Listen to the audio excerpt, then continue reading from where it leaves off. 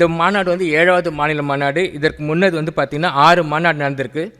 அது வந்து பார்த்திங்கன்னா சென்னையில் நடந்திருக்கு முதல் மாநாடு, 2வது மதுரையில் நடந்தது, 3வது சேலத்தில் நடந்தது, 4வது கடலூரில் நடைபெற்றது, 5வது ஆத்தூரில் நடைபெற்றது, 6வது கள்ளக்குறிச்சியிலே நடைபெற்றது. இது 7வது மாநில மாநாட்டிற்கு. மற்றும் இங்கு வந்திருக்கும் அனைத்து நம் சமுதாய உறவுகளுக்கும் இந்த நேரத்திலே உங்கள் அனைவரும் வருக வருக என்று வரவேற்று உங்கள் அனைவருக்கும் எங்களுடைய வாழ்த்துக்களை தெரிவித்துக் கொண்டு விடைபெறுகிறேன். நன்றி, வணக்கம். நம்முடைய சமுதாயத்தை எப்படியெல்லாம் முன்னேற வைக்கலாம், சமுதாயத்தின் சிந்தனைகளை, இளைஞர்களை எப்படியெல்லாம் ஊக்குவிக்கலாம் என்ற நோக்கத்தோடு அந்த மாநாடு நடைபெற்றது.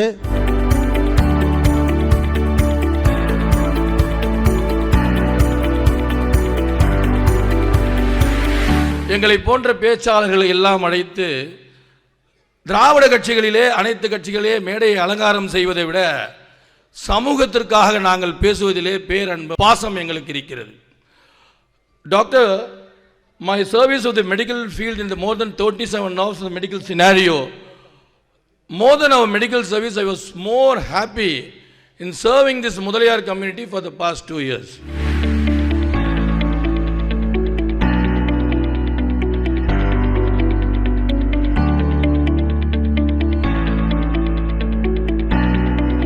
ஏழு மாநாட்டிலே இதுவரை நான் 6 மாநாடுகளிலே ஹைதராபாத்திலே இருந்து, மைசூரிலே இருந்து, பெங்களூரிலே இருந்து, காஞ்சிபுரத்திலே இருந்து அத்துணை மாநாட்டிலும் கலந்து கொண்டவன். அது துணு வேளாளர் மாநாடு சிறப்பாக அமைய வேண்டும். ஆண்ட பரம்பரை நாம் இந்த நேரத்திலே ஒற்றுமையோடு நம்முடைய வலிமையை காட்ட வேண்டிய ஒரு முக்கியமான தருணம். ஆகவே அனைவருக்கும் என்னுடைய வாழ்த்துக்களை தெரிவித்துக் கொள்கிறேன். என்னுடைய உடல் தான் இங்கு இருக்கிறது, என்னுடைய மனம் முழுவதும் காமராஜர் அரங்கத்தை சுற்றி இருக்கிறது. நம்முடைய சொந்தங்கள் எல்லாம் அவர்களுடைய பல வேலைகளை இதற்காக ஒதுக்கி வைத்துவிட்டு உங்கள் முன்னிலையில் வந்து அமர்ந்திருக்கின்றார்கள். அவர்களை எல்லாம் நீங்கள் அறிந்து கொள்ளுங்கள்.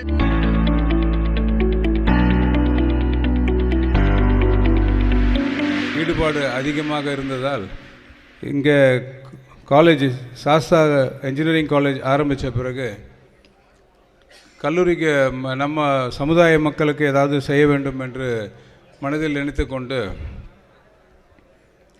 அப்போ 50,000 ரூபாய் ஃபீஸ், என்ஜினியரிங் காலேஜ் ஃபீஸ், இப்பொழுது 1,20,000 ரூபாய் ஃபீஸு. எல்லா மாணவர்களுக்கும் சமுதாயம் கம்யூனிட்டி சர்டிஃபிகேட், எந்த சமுதாயம், நம்முடைய முதலியார் சமூகத்தில் பல பிரிவுகள் இருந்தாலும் எந்த சமுதாயமாக இருந்தாலும் முதலியார் சமூகத்துக்கு 4 வருட படிப்புக்கு ஒரு 25,000 ரூபாய் அளவுக்கு ஃபீஸ் கன்செஷன் கொடுத்து கொண்டிருக்கிறார்கள். இன்றும் அது கொடுத்து கொண்டிருக்கின்றோம். நான் சொன்னேன், எல்லா சமுதாயமும் யாராவது ஒருவர் ஏதாவது ஒரு சமுதாயத்தில் பிறந்து தான் ஆகணும். நான் இந்த சமுதாயத்தில் தான் பிறக்க வேண்டும் என்பதை நான் முடிவு செய்யவில்லை, எனது தகப்பனார் தாயார் முடிவு செய்யவில்லை, அந்த ஆண்டவனே முடிவு செய்ததனால்தான் இப்படிப்பட்ட ஒரு வேளாளர் சமுதாயத்தில் என்னால் பிறக்க முடிஞ்சது.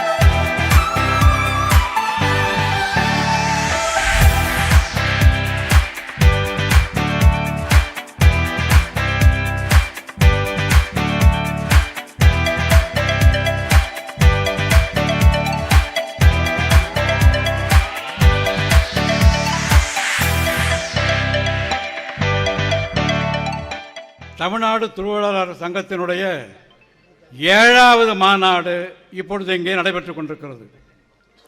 இந்த 7வது என்ற சொல் என்பது ஒரு மங்களகரமான சொல், ஒரு முத்தாய்ப்பான சொல், ஒரு கிரீடம் அமைப்பதற்கான ஒரு அடிப்படையான சொல். 7 என்பது சப்த ஸ்வரங்கள் 7. 7 கடல். நீங்கள் 7 மலை தாண்டினால்தான் திருப்பதி யானை தரிசிக்க முடியும். அப்படி ஒரு 7லே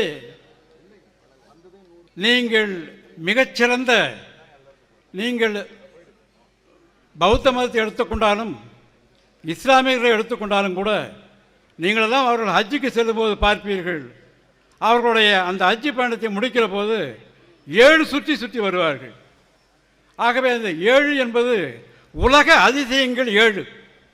ஆக அப்படிப்பட்ட ஒரு 7ஐ மையமாக கொண்டு இப்பொழுது தமிழ்நாடு தொழிலாளர் சங்கத்தினுடைய 7வது மாநாட்டை இங்கு நடத்தி கொண்டிருக்கிறீர்கள். நாம் அனைவருமே இந்த மேடையில் அமர்ந்திருக்கின்றோம், உறவினர்களை பார்க்கின்றோம். மேல்படி செல்ல கீழ்ப்படிகள் வேண்டும். மேலே சென்ற பிறகு நாம் அனைவரும் கீழ்ப்படிந்து நம் சமுதாயத்தை மேன்மைப்படுத்த வேண்டும் நோக்கத்துடன் தான் நாம் அனைவரும் சேர்ந்திருக்கின்றோம். சொக்கலிங்கம் போய் நான் தனித்து வாழ்ந்து விடுவேன் என்று சொன்னால் ஐஸ்வரி கணேசன் போய் ஒரு மென்டல் ஹாஸ்பிட்டலில் அட்மிட் பண்ணிவிடுவார். எந்த மனிதனும் தனித்து வாழ முடியாது. நம்மை வாழ வைப்பதே நம் சமுதாயம்தான். ஒவ்வொருவருக்கும் ஒரு அறிவுரை, அட்வைஸ்ன்னு சொல்ல மாட்டேன், அனுபவத்தை பகிர்ந்து கொள்கின்றேன். ஒவ்வொருவரும் சுயநலத்துடன் தன் நலத்தை பார்த்து கொள்ள வேண்டும். தன் நலத்தை பார்த்து கொண்டு குடும்ப நலத்தை பார்த்து கொள்ள வேண்டும். வேண்டும் பொழுது மட்டும் சாப்பிடுங்கள். வேலைக்கு சாப்பிடக்கூடாது.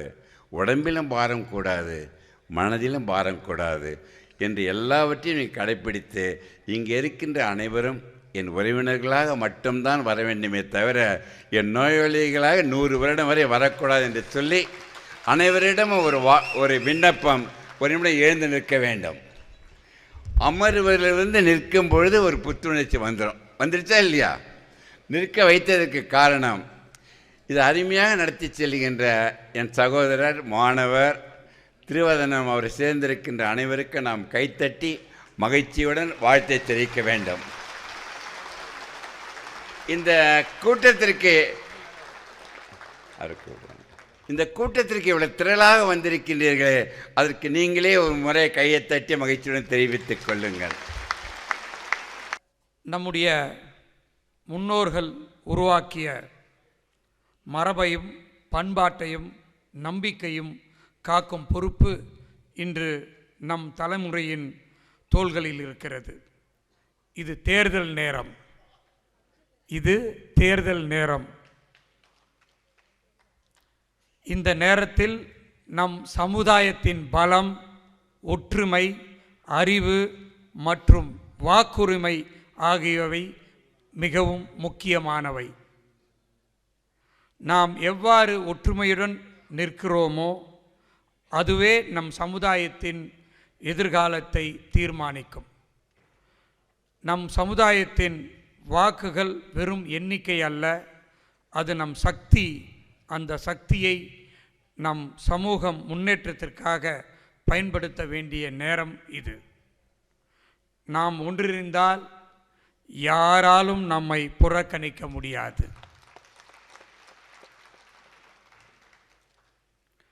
நாம் விழிப்புணர்வு இருந்தால் யாராலும் நம்மை ஏமாற்ற முடியாது.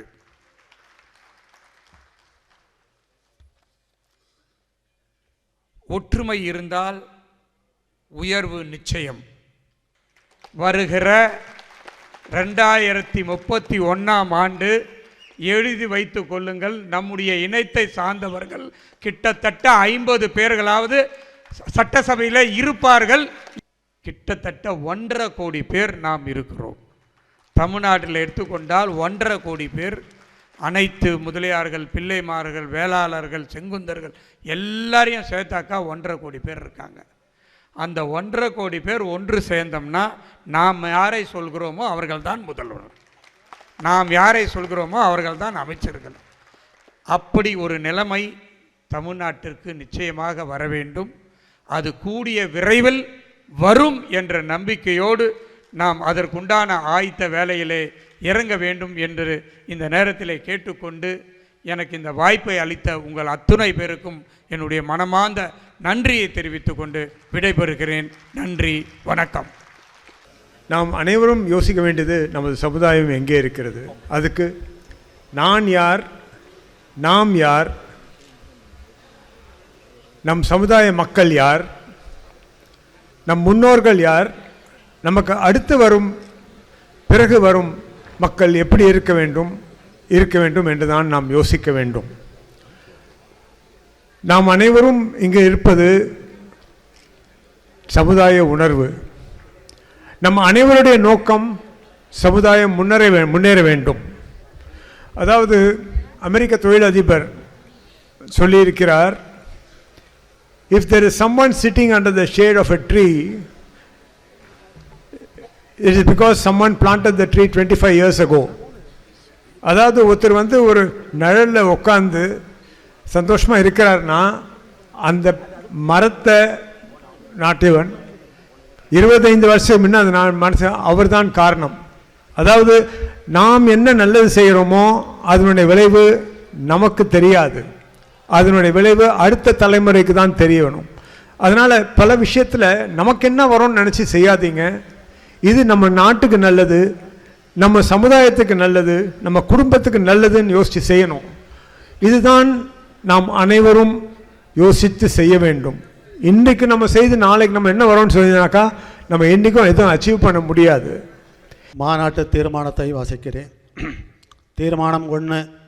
தென் தமிழக அகமுடையார் வட தமிழக அகமுடையார் துளுவ வேளாளர் இடையே இருந்த குழப்பங்களுக்கு தீர்வு காணும் வகையில் பிற்படுத்தப்பட்டோர் பட்டியலில் சீரியல் நம்பர் 1 அகமுடையார் இன்க்ளூடிங் தொழு ஆர் தொழுவ வெள்ளாளா என்பதை மாற்றம் செய்து தற்போது 1 அகமுடையார் 1A தொழு ஆர் தொழுவ வெள்ளாளா என பிரித்து திருத்தம் செய்து அரசாணை வெளியிட்டுள்ளதற்கு மாண்புமிகு தமிழ்நாடு முதலமைச்சர் அவர்களுக்கு இந்த மாநாட்டின் மூலம் நன்றியை தெரிவித்துக் கொள்ளவும் தீர்மானிக்கப்பட்டது. தீர்மானம் 2.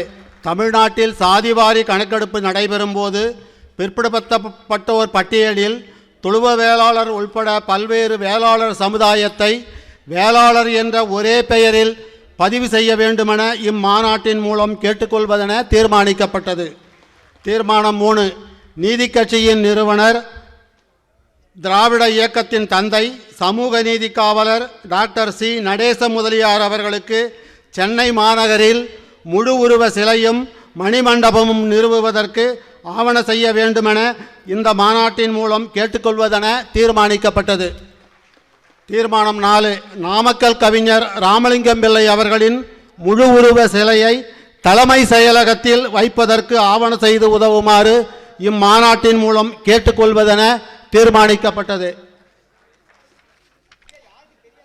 தீர்மானம் 5. ஆசிய நாடுகளில் மிகப்பெரிய செங்கல்பட்டு மருத்துவமனை மற்றும் மருத்துவக் கல்லூரிக்கு வேதாச்சலம் முதலியார் பெயரை சூட்டுவதற்கு தமிழ்நாடு அரசை கேட்டுக்கொள்வதென இந்த மாநாட்டின் மூலம் கேட்டுக்கொள்ள தீர்மானிக்கப்பட்டது. தீர்மானம் 6. பிற்படுத்தப்பட்டோர் பட்டியலில் உள்ள அனைத்து வேளாளர்களுக்கும் உள் இட ஒதுக்கீடாக 10% 10 விழுக்காடு வழங்குவதற்கு ஆவண செய்ய வேண்டுமென இந்த மாநாட்டின் மூலம் தமிழ்நாடு அரசை கேட்டுக்கொள்வதென தீர்மானிக்கப்பட்டது. தீர்மானம் 7. வேளாளர் சமுதாயத்திற்கென தனியாக வேளாளர் நல வாரியம் அமைப்பதற்கு ஆவண செய்யுமாறு இந்த மாநாட்டின் மூலம் தமிழக அரசை கேட்டுக்கொள்வதென தீர்மானிக்கப்பட்டது. தீர்மானம் 8. வரலாற்று சிறப்புமிக்க பச்சையப்பன் கல்லூரியை கல்வி வள்ளல் பச்சையப்ப முதலியார் பல்கலைக்கழகம் என மாற்றம் செய்ய ஆவண செய்ய வேண்டுமென இந்த மாநாட்டின் மூலம் தமிழக அரசை கேட்டுக்கொள்வது என தீர்மானிக்கப்பட்டது. தீர்மானம் 9. சென்னை கீழ்ப்பாக்கம் மருத்துவமனைக்கு மீண்டும் டாக்டர் குருசாமி முதலியார் பெயரை சூட்ட வேண்டுமென இந்த மாநாட்டின் மூலம் தமிழ்நாடு அரசை கேட்டுக்கொள்வதென தீர்மானிக்கப்பட்டது. தீர்மானம் 10. சென்னை பல்கலைக்கழகத்திற்கு ஆற்காடு டாக்டர் லட்சுமிசாமி முதலியார் பெயரை சூட்டுவதென இந்த மாநாட்டின் மூலம் தமிழ்நாடு அரசை கேட்டுக்கொள்வதென தீர்மானிக்கப்பட்டது. வணக்கம்.